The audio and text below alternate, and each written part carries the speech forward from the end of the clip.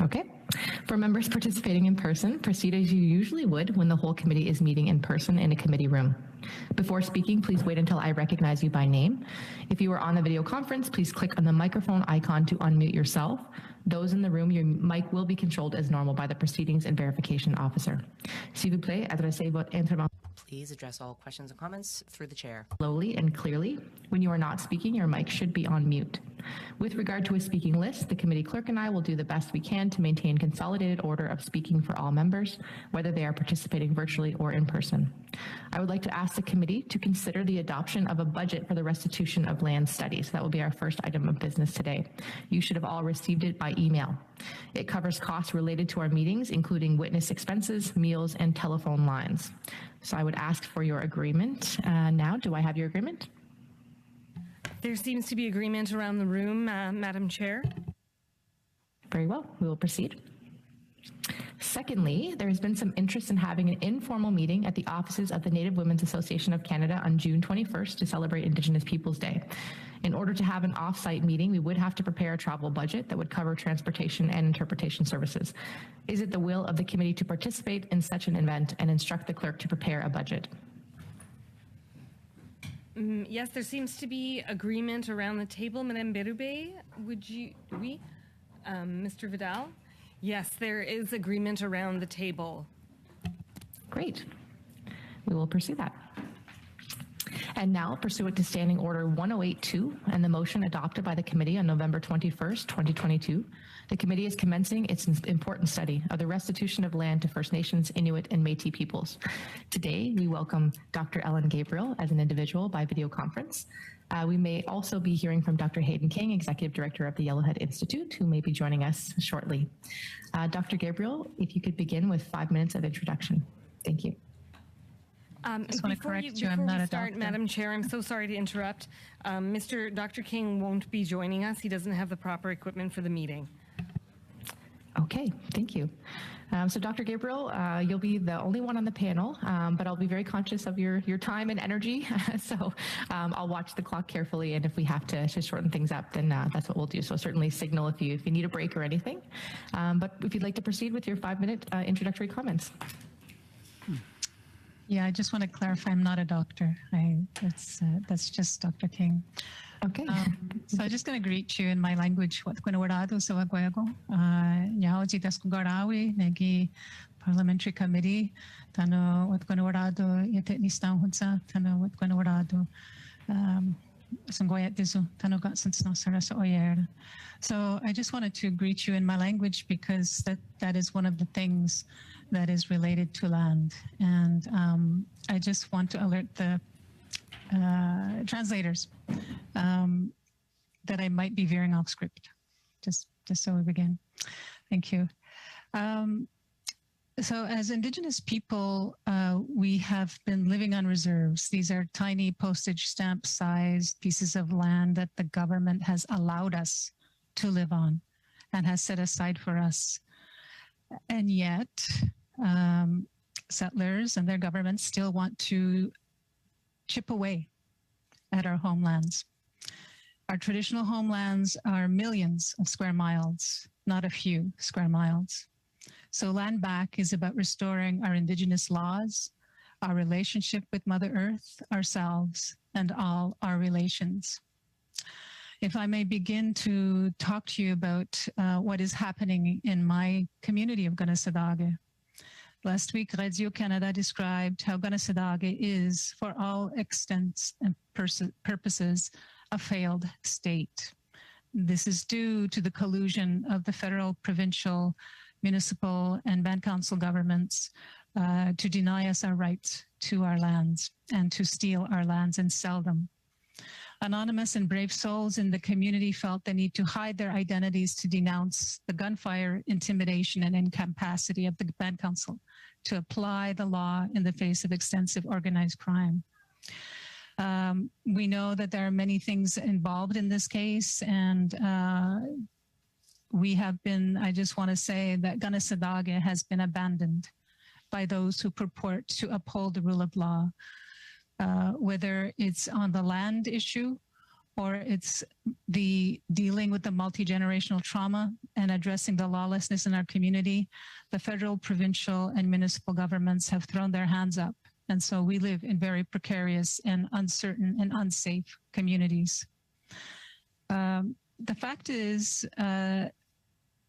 since the government has surrendered our community organized crime and allowed gangsters to shield themselves behind the appearance of defending Indigenous sovereignty, it is our responsibility to try and create some kind of governance, some kind of cohesion, which is impossible in the current state.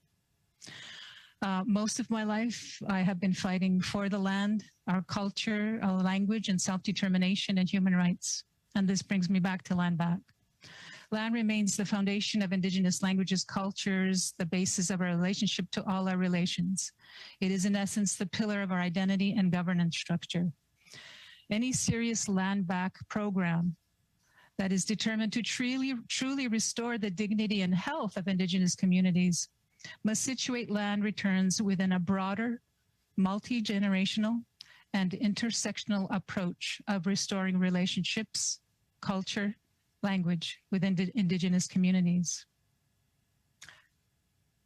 In 1985, when Indigenous women who had lost status due to marrying non-Indigenous men regained their status under the Indian Act, there was not compensation or extension of our reserve lands to accommodate the thousands of individuals who regained status and wanted to live back in their mothers' communities. In fact, our population as Indigenous people is the fastest growing, yet our land base remains unchanged since the creation of reserves. If we contest development, we are incessantly forced into costly colonial court systems, necessitating lawyers who uphold colonial laws. And as a land defender, we do not have a budget to be able to do this. And so we are considered the troublemakers in our communities. I have spent my life denouncing and fighting the government of Canada because they are stealing our land. But I will open my hand to anyone. When we defend our rights, we are criminalized. Conversely, I will fiercely denounce a PR-driven approach to piecemeal token gifts that satisfy Twitter slogans of land back without understanding the deeper context wherein such a project would become truly transformational. The right to free, prior, and informed consent is relentlessly under attack, diluted to a right to consultation in the service of those who want to profit from the theft of Indigenous people's homelands. Let us not allow land back to follow the same path. That a situation is difficult, this situation is difficult, complex, and dark, does not mean that it's hopeless. Indigenous peoples have found hope in hopeless places since settlers arrived on these lands. Serious long-term work is needed, and it can be done together. In closing, I would like to recommend that there be an independent investigation of Canada, Quebec, Oka, and the Mohawk Council of Kanehsatà, its collusion to defraud the Kanehsatà of Kanehsatà, our homelands, and our human rights. And I ask the question, whose sovereignty are we protecting? If there is a double standard applied to the human rights of Indigenous peoples and our rights to self-determination. Skana, Yawa, thank you. Thank you, Ms. Gabriel. It's an honor to hear from you. We'll begin our first round of questions, beginning with the Conservatives, with Mr. Schmale for 6 minutes. I'm actually going to jump in. It's Mr. Malillo, Madam Chair, as long as you're all Sure. right with that. Please proceed. Even if you're not, I think I'm going to do it anyway. So thank you very much. And thank you to our witness, Ms. Gabriel, for being here. We really appreciate your testimony so far, and obviously this is a very important conversation, and I just want to thank you for making some time to be a part of it here today. So a question that sort of arose locally for me. I come from Kenora, Ontario, the district of Kenora. There's 42 First Nations within that electoral district across treaties 3, 5, and 9. And one of the big concerns I continually hear is how difficult it is for the nations to not only develop and build on their land, but they're struggling to be able to grow. They're limited, as you mentioned. I don't remember the exact terminology you used, but they're limited to that small square of land. And in Northern Ontario, we have no shortage of land. It's all around us, but it's quite difficult for the First Nations that I have the honor of representing to be able to access that in order to expand and grow. So as a result, of course, many people having to leave their communities. Sometimes they end up in in large urban centers, in a completely different world that unfortunately leads to a number of other challenges. But that's an aside. But the point of the question I wanted to get to, obviously we're having a very broad discussion on land back in terms of the growth of First Nations and sort of those additions to reserve. I also know that that's an incredibly long, drawn-out process. Do you have any thoughts around that specifically, and how the government can help make that a much easier process so that First Nations can have access to the land, a lot of it which was traditionally theirs in the first place, to be able to grow and expand? It's a good question, and I think it's probably the $22 trillion question, because we're talking about politicians who are concerned about their constituents' priorities, and Indigenous people are not the priority in Canada. It's pretty evident. We have spoken about the return of lands, which includes parks, national parks. I live in a community that is the oldest existing Mohawk community, and it was there long before Europeans arrived. And we have Oka Park, and the government has stated uncorrugatically that that piece of land is not part of the discussion for land back. Our traditional homelands need to be accessible. We need to have a say over what happens over those lands, but we do need to have the restoration of a community land base that provides sustainable development, sustainable economic security, but also food security. Not just for us as humans, but we hunt deer, we hunt moose, we fish. Where I'm from, you can't do any of that anymore because so much land has been taken for development. If the federal government and provincial governments want to chip in together to buy back land that should never have been out of our hands, that's something on as a reconciliation action that they could do. But we are always forced under a racist guide, like here where I come from. The neighboring municipality of Oka sees us as villains and criminals. And villains and criminals exist in and outside the community. We are trying to restore a traditional land-based use, and a guarantee of that, it would be something that you could include in any sort of discussions. But again, it always goes back to colonial laws. It needs to incorporate Indigenous laws and how we take care of the land. I don't know if that answers your question.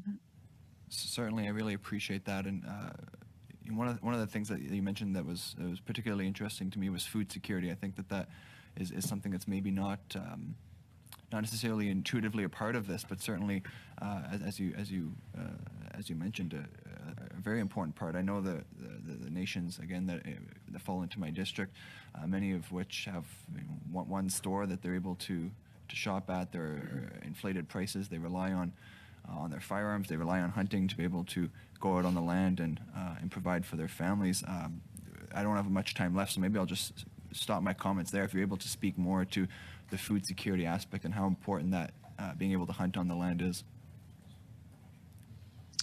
Yeah, I mean, hunting and fishing are ways, especially as you know, with the high cost of living and because of pandemic shortages and et cetera. This is an issue that has long been, is a multi-generational issue. To have access to be able to hunt, you need to have access to the land. You know, having national parks on our traditional territory prevents us from having access to those traditional ways of life that are part of food sovereignty, but also within the forests, within the lands that we have, where our traditional medicines that helps us keep healthy mentally, spiritually, and physically, those are being destroyed by development, condos, resource development, fishing. The waters are polluted from, raw sewage or whatever waste is going into those waters. Everything that could be possible in, say, in a northern community is not applicable to my community. So you need to be aware that it's not one size fits all. Thank you, Mr. Melillo. We'll now go to Mr. Métis for the Liberal Party for 6 minutes. Great. Thank you, Ms. Gabriel, for being our first witness in this, what I think is a historic study on land back. You know, I can't help but reflect that I was 10 years old during the Oka crisis, where land was of dispute that got national recognition. And to be a Mi'kmaq member of parliament 33 years later, asking a Haudenosaunee questions around land and restitution of land is, I think, a very great sign of the progress we made over Canada, but there's still so much work to be done. I'm wondering, in starting the basis for a foundation of land back, I understand that the Royal Proclamation of 1763 forbade settlers from claiming land from the Aboriginal occupants unless it had been first bought by the Crown and then sold to the settlers. In your knowledge, in your communities and in surrounding nations, was land ever purchased or ceded to nations in the pre-Confederation treaties? Oh, well, I'm actually proud to say I'm not a treaty person. The Haudenosaunee people are not treaty people. We had treaties like the Tura Wampum Treaty, which is referenced quite often. We know that the Royal Proclamation did not include Quebec, so that doesn't apply here. There is, in regards to how land is used in the Haudenosaunee people, it's the women that hold title to the land. It's this rupture of the family unit that has caused colonization to attack not just the family unit, but the land itself. So if we look at how the land has been destroyed, contaminated, this is what's happened to Indigenous people. It could be a symbolic, you could see it as a symbolic representation of what has happened to the identity of Indigenous people. So the foundation for me is not colonial laws. The foundation for me is Kanehsatà, the great law of peace. And within that, it teaches us how to work with the land, to love the land, to love our relations, to try and find peaceful ways for resolution. But the way this current system exists, it's impossible. And it's impossible because not only is it costly with lawyers, and a lot of people do not have the resources. The land, which is a huge part of our identity. In fact, it's the pillar of our identity. We're losing more of that land so that future generations are not going to be able to enjoy it. In my community, we are still fighting for those same pieces of land. Oka still claims that land. They are still playing golf on that 8-hole golf course. We have not even come close to a solution. Mark Miller, when I spoke to Mark Miller about the organized crime and the lack of safety and vulnerability of people like myself and others, he said that we can't do anything, but we can't not do anything. To me, this is really evidence of the lack of goodwill that is needed to talk about what does it mean to have land back. Ms. Gabriel, just to follow up on the question I asked, to the best of your knowledge, did your nation ever cede or surrender or sell the land that was originally bestowed upon them? To my knowledge, no. None of that land was ever given away or ceded. In fact, we lost a lot of lives to that, especially after the War of 1812, where our communities, population were decimated. And we twice in my community, we had smallpox outbreaks thanks to the British. Thank you, Ms. Gabriel. I'm glad you brought up the Indigenous knowledge and the peaceful way of resolution. Do you think this is that the idea of land back is something that we should be fearful of in Canada? I have a question for you. Why would you be fearful? Why would you be fearful? I'm Mi'kmaq. This is for everyone else. So if you could answer, should Canadians be afraid of Indigenous people looking at land? Well, I think it's a very complex issue to say that. No, you shouldn't. We don't want the keys to your house, but we also want to stop the theft of our lands. And if you feel that that is a threat to your safety, think of how we feel when we look at all the land that's being taken under the guise of the rule of law. So should you have something to be fearful?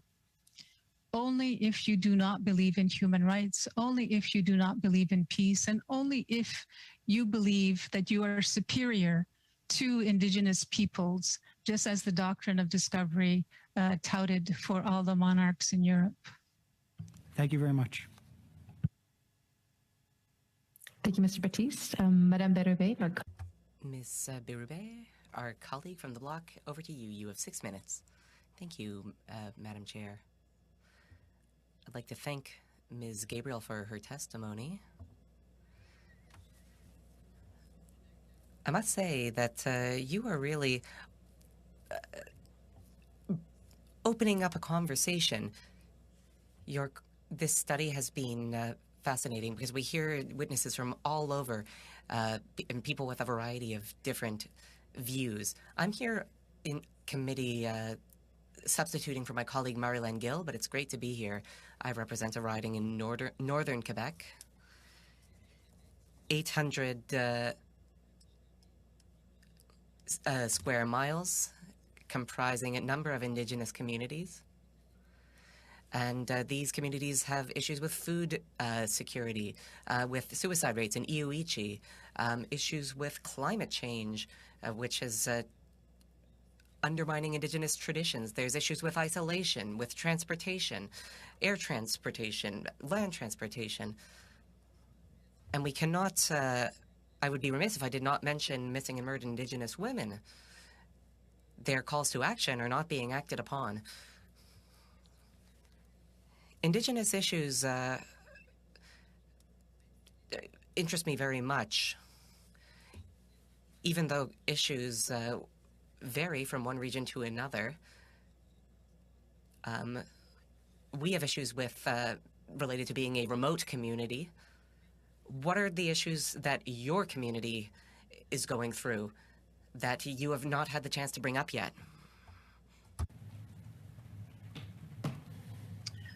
There's several issues. When developers come into the communities, there is an old uranium mine that was closed in 1980 that a company wants to open up.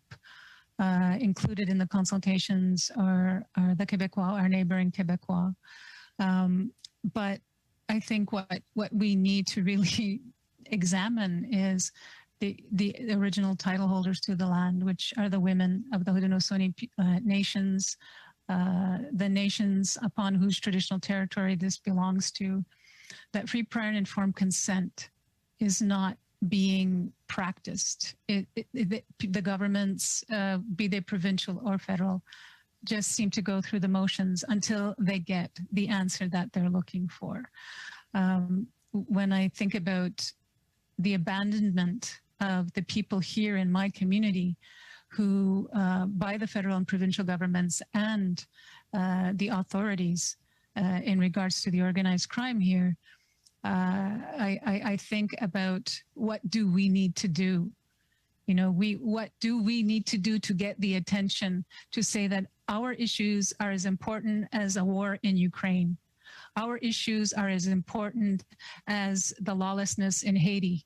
Why isn't the government spending time trying to address the issues that it has in its own backyard? We still have a developer who is taking land, who sold land knowingly after we had spoken to him. We have no access to alternative dispute resolutions. We always have to go through the Band Council, and the Band Council is a colonial created construct. I belong with the Haudenosaunee people, which is a traditional government that predates European arrival. In 1924, along with the potlatch ceremonies becoming illegal, traditional governments were criminalized. You passed a law as a parliament last year in June to implement the UN Declaration on the Rights of Indigenous Peoples. It's not about a 2-year study. It's about a law that is not being respected by provincial and federal governments and municipal and band councils. Those kinds of things all go back to human rights.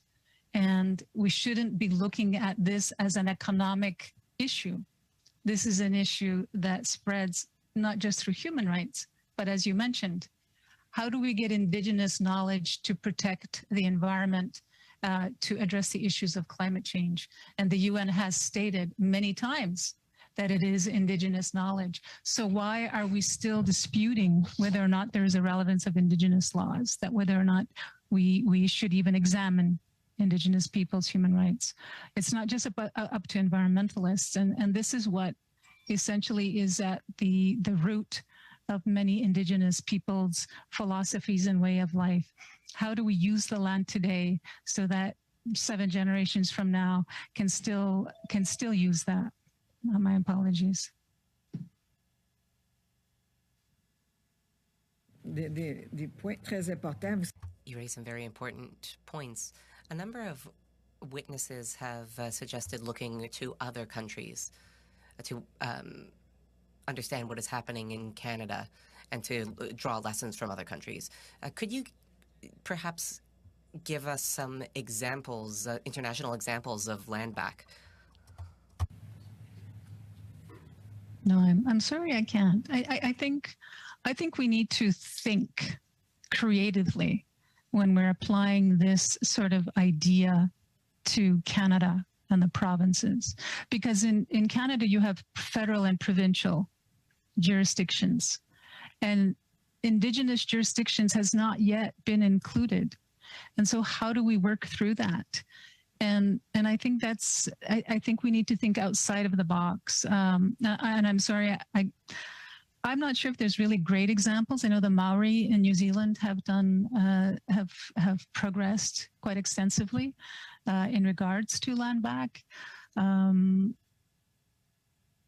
But there really isn't a lot of examples other than, centuries old kind of reserves set aside for Indigenous people. So this is where I think that if we are to resolve this issue, we need to have a true partnership, not just a partnership that ticks the box that we were in the same room together. We need a partnership that really understands fundamentally what Indigenous law is actually about. And you have to take that colonial thinking cap off and be open to the ideas that my ancestors were trying to tell your ancestors. Merci, Madame Berube. Thank you, Ms. Berube. Loud for 6 minutes. Koyaname, sibutlang mikay okagumabunga atetok kinguneago Dr. Hayden King kay kuyaw kanak simanyak po akswaro to sa kuminak kaugarang mat atetok unikagak to naktitaw simanyak po. If you can, can you hear me now? I'm very, very sorry about that. It was on the wrong button. Yes, please, Lori. First of all, thank you.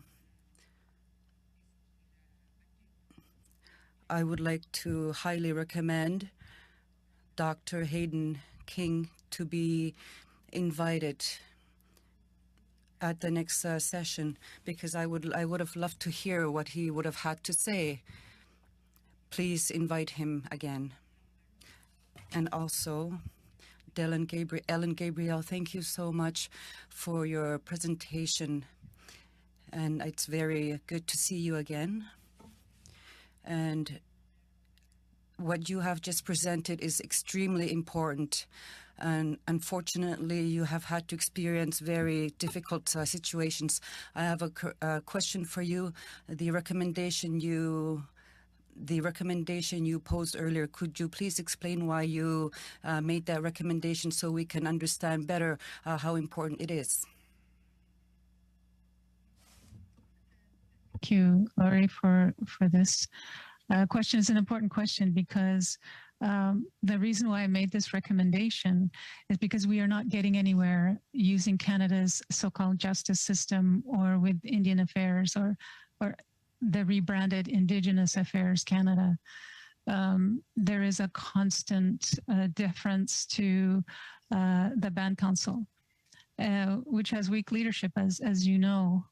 They have thrown up their hands and said, you know, we're not going to do anything about organized crime.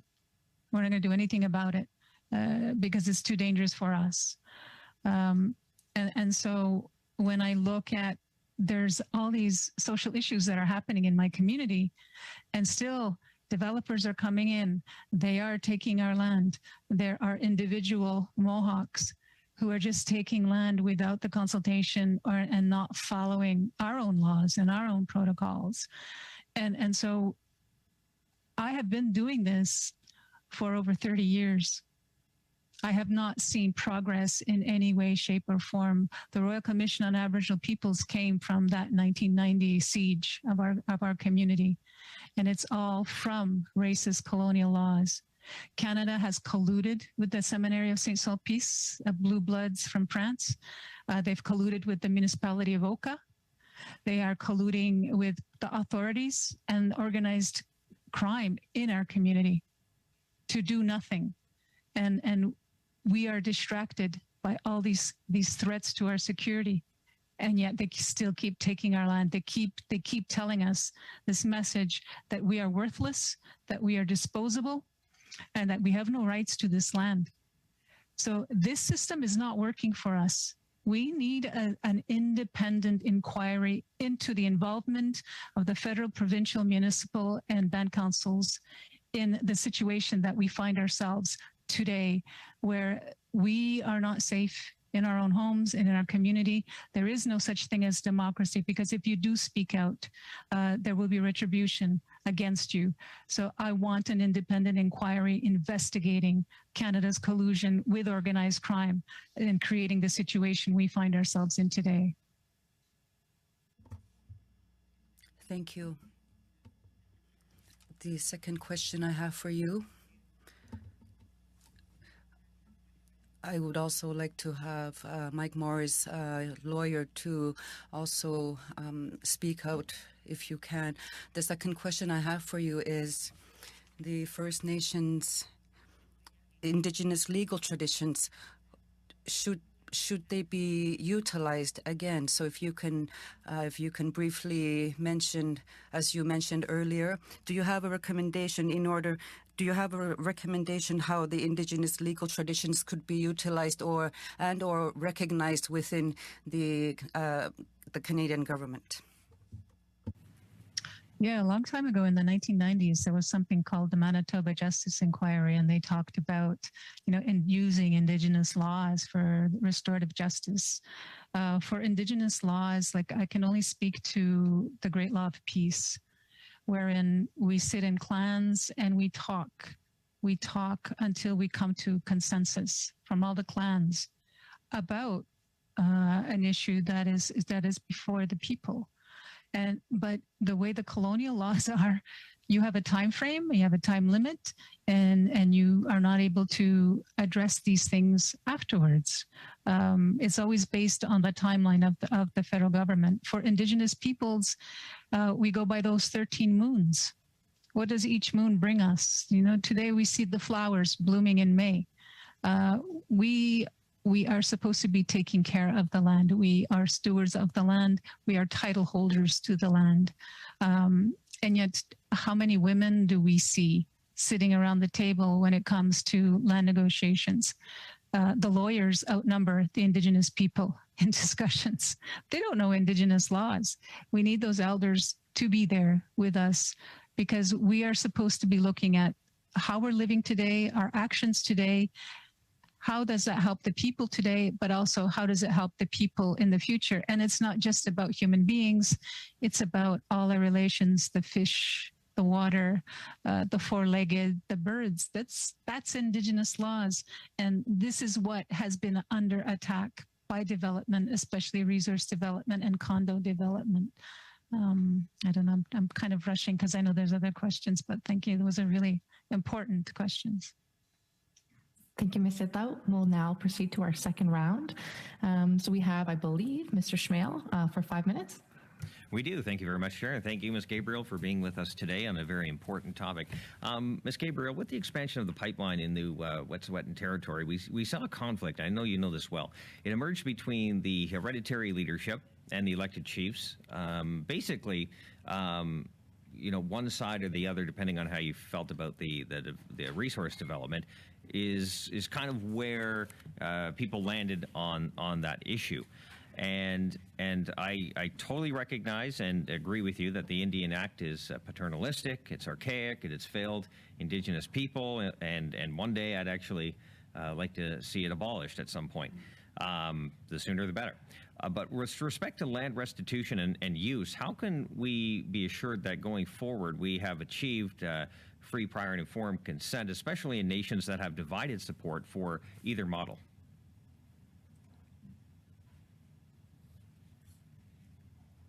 Yeah, it's a really excellent question too, and I think it's something I've been asked often.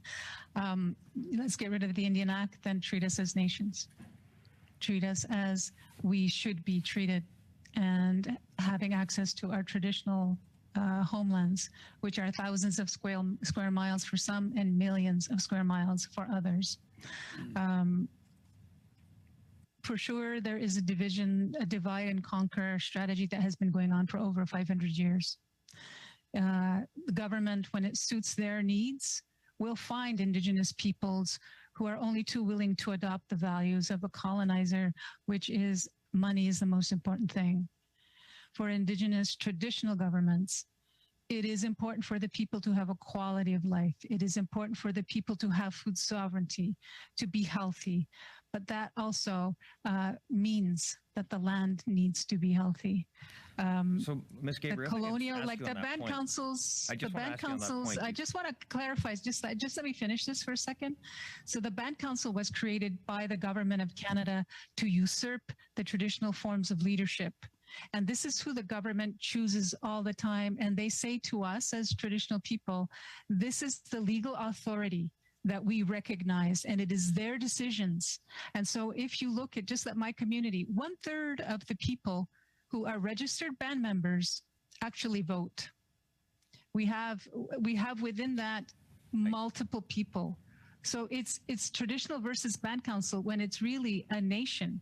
And this band council system, it does the bidding of the colonial governments. It has taken itself out of that canoe of the Tura Wampum and become part of that colonial government. So they should not even be consulted. So, but I would maybe ask for your clarification. When they had band elections, the different bands in the Wet'suwet'en had elections, and everyone that ran on a pro-resource development platform won in those band elections. So wouldn't that be democracy in action? Wouldn't it be those individuals living on reserve be talking about economic reconciliation that want jobs and opportunity for themselves?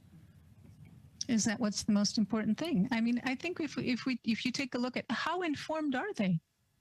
How informed are they? Is there any coercion that is going on? A free, prior, and informed consent addresses those. And I know, because I live in communities and I've talked to other people, there are people who will vote and there are people who will not vote, who refuse to go to these meetings because they say, if we are using the land, if we abuse the land, future generations will not be able to provide for themselves. Resource development brings in a lot of money. Those are against, like, say, that pipeline, like, so we're talking about this situation specifically, only those who were in favor of that project were not informed, and those who were against were the only ones that knew the full story. Is that what you're saying?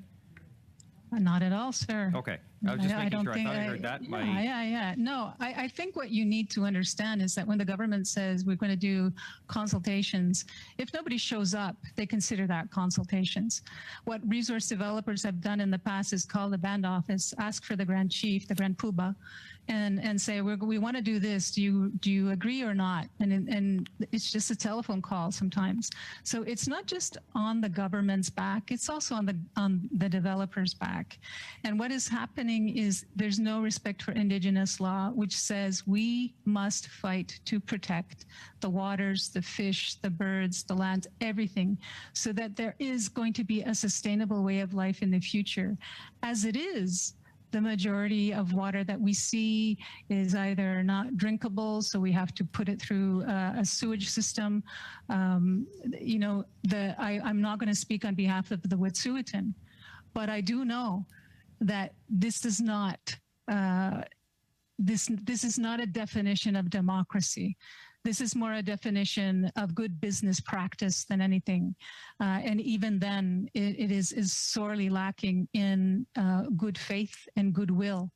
It is really about the money. And at the end of the day, as you know, I'm going to use a cliche, you can't eat money. So those of us who are land defenders, we are viewed as the troublemakers. We are viewed as the unreasonable ones that don't want to progress. I'm progressing here. I'm here in front of you using Zoom. It's not that I want to live the way my ancestors lived, not at all. But I do want a safe and healthy environment for the children and youth to be able to grow up. And I don't think living beside an oil refinery or tailing ponds because of resource extraction is a healthy way. I don't think that attacking the salmon run is also a very smart way, an intelligent way of the use of land. Thank you, Mr. Schmale. We'll now go to Mr. Aldag for 5 minutes. Great, thank you. And I wanted to thank our witness for being here and for sharing your insights, your experiences with us today. It's very important for us to hear from a variety of perspectives, including yours. I think that from the questions we've seen already from members around the table, you see how complex the ridings are that we represent. We've seen Lori, who has a territory with a specific agreement in place. We have large areas like Mr. Malilo represents with many Indigenous communities, and then we have areas like the area that I come from, which is metropolitan suburban Vancouver and BC's Lower Mainland. And I think it's probably closer to the situation with our witness, where there's a lot of occupied land, a lot of settled land, and not many opportunities for the three land-based nations who live on the area that I'm in to seek reconciliation, economic reconciliation, to pursue land-back opportunities. And so I would like to get some thoughts from our witness about, in these areas, these metropolitan areas, what are the opportunities for land back? How does that work? And in particular, in your opening statements, you had talked a bit about, referenced national parks, and again, by way of context, prior to my career in politics, I'd spent over 30 years with Parks Canada in a number of national park settings, and I would say there were some good examples and some not good examples about things like co-management. I also had served on the Environment Committee, and where we did a study on protected spaces and looked at and made recommendations to the government on other forms of protected areas other than national parks, things like Indigenous protected conservation areas. And so right now, Parks Canada has been tasked with things like pursuing urban national parks. And this is something that I'm very interested in the area that I represent, and speaking with the three land-based nations, the Semiahmoo, the Kwantlen and the Katzie nations, about what the economic opportunities are, what the land opportunities are. And so I'd like to go to our witness and see, if you think that in situations like we live in these settled areas, the obvious sometimes we go to is monetary compensation, but are there other means of getting land back that may not necessarily be part of expansion of existing reserve lands or new reserve lands, but is there room for other models? The last sort of contextual piece I'll give is that in the study that we had done in the 42nd Parliament, there was some information from Australia that had come that talked about the return on social investment related to protected areas far exceeded the investment that was going into social programs. It actually helped with a lot of healing that needed to happen within the Aborigine community in Australia. And that they saw that there was a huge return on investment for those who are managing Indigenous protected areas. And so I'll stop talking now, but I'd love to get your thoughts on, how do we pursue land back in these settled areas such as you live in and that I live in? And is there any hope for things like perhaps urban Indigenous protected areas that could be done in consort with initiatives by the federal government? Sounds like a really complex question, and I don't know if I can answer, but I'll do my best. There's lots there. I apologize. Yeah, I live in a small community that is the population has expanded, and that it's an hour north of Montreal, and we get a lot of tourists who don't even know that we exist here. One of the things that I think it's a really tiny thing to do in regards to land back and parks is creating names and streets in Indigenous languages, and it's a really small thing to do. If I go to Montreal Airport, I see every kind of language up there that says hello or welcome, but I don't see any Indigenous languages in there. It's a really small thing. And there is something that is needed because for urban or the metropolitan Indigenous peoples to see that their identity is reflected back in a place where they've had to leave their home because they don't have the jobs. Most people who become educated can't work in the community. It's not that they can't work for the band council unless they're a lawyer, but a lot of jobs are dependent on providing services. And I think that for the Indigenous population that lives in these urban areas, it would be nice to give them a home away from home, whether that's a center, a community center, whether it's, setting aside some land that you can see the traditional medicines, you can see the traditional plants of Indigenous to that area. Really, really small things. We have been colonized for so long and it could take, another 150 years before we get to where we really want to go. But we need to discuss this amongst ourselves. I don't have all the answers, neither do you. But I feel like we're always spinning our wheels in the mud and just thinking about really tiny gestures when the public society itself is not educated as to their colonial history of the land that they're living on, or they're not even aware of the genocide that took place. We think about those young children who never came home from Indian residential school. It shouldn't just be a day. It shouldn't just be a month. It should be everything embedded into every aspect of Canadian society, whether it's federal, provincial, or even in the community. I think I'm out of time, so thank you. Thank you, Mr. Aldag. Madame Berube. Ms. Berube, you have 2.5 minutes. Thank you, Madam Chair. Earlier, when answering one of my colleagues' questions, you talked about the importance of elders. I'd like to hear you say more about the role of elders in the community. So when I say elders, I'm not talking about people who are simply old. I am talking about those who have traditional knowledge, who have that wisdom of saying, like for me personally, I hear stories like, okay, when I was a child, like say from an elder, when I was a child, this is what we used to pick, to help for a stomach ache. This is and one of the reasons why in the Haudenosaunee people that women are title holders to the land, that when a man marries a woman, he goes to stay in her community and it's her land. The Indian Act undid that. the Indian Act imposed a patrilineal culture upon Indigenous peoples. And so for women who give birth, so does the earth.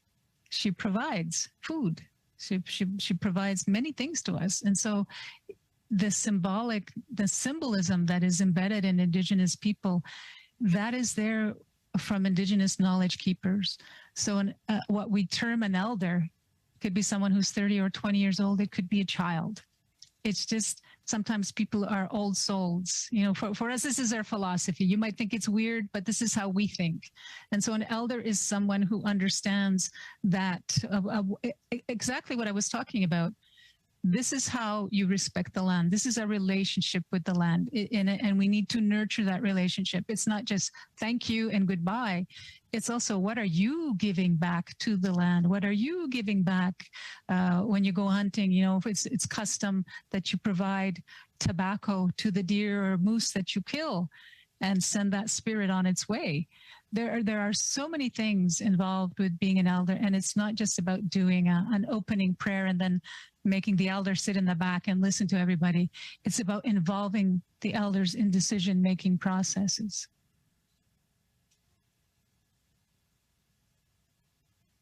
Merci, Madame Berube. Thank you, Ms. Berube. Thank you. I was going to table this, but I have a question rather. Besides the question I tabled earlier, I know for a fact in Nunavut, the Baffinland Iron Ore Mines Corporation, and having this understanding, I have a question for you regarding mining activities or First Nations who support mining activities for the purposes of, because of the lack of employment opportunities, because there is a lack of federal government support, lack of housing, lack of support from provincial governments. The mining companies are seeking support from the communities. Do you agree with this? So I'm asking you this. I'm not sure if the translation was correct, but you're talking about whether the mining companies who are seeking consent within the communities are doing the right thing. And I think if you could just clarify. No, I didn't ask you that. I'm asking you, for example, you're here to speak. I mean, do you know if Indigenous people are supporting mining activities through monetary benefits? But we all know that Indigenous people who support mining activities, and it is because there is a lack of other employment opportunities, because there are no other sources of income and or support, because there is a lack of proper support from the governments. So they are seeking employment. So do you have the same understanding? This is my question. Okay.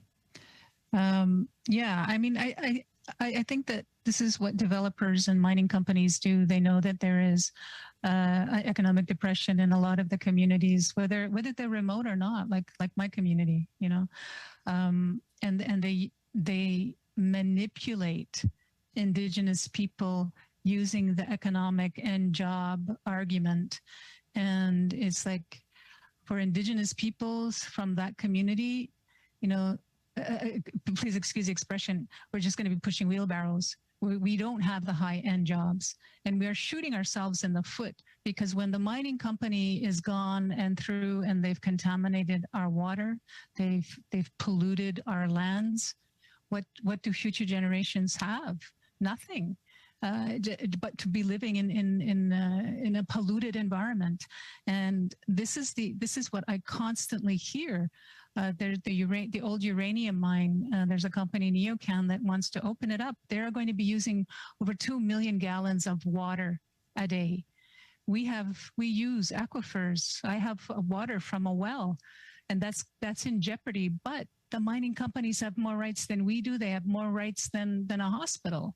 So there is something extremely wrong with this picture. That's why I'm calling for an independent investigation into the colonial laws that allow this kind of corrupt activity that decimates the environment.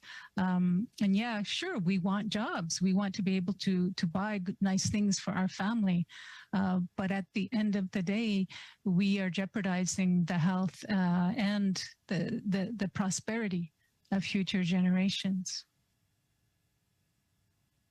Thank you very much, Ms. Sidlow. And our time is quite tight. We do not have a time for another round. I'd like to sincerely thank Ms. Gabriel for your testimony today. I really appreciate what you've offered for our opening day of this incredibly important study. And so thank you so much for your time and your efforts. We will briefly suspend as we set up for our second panel.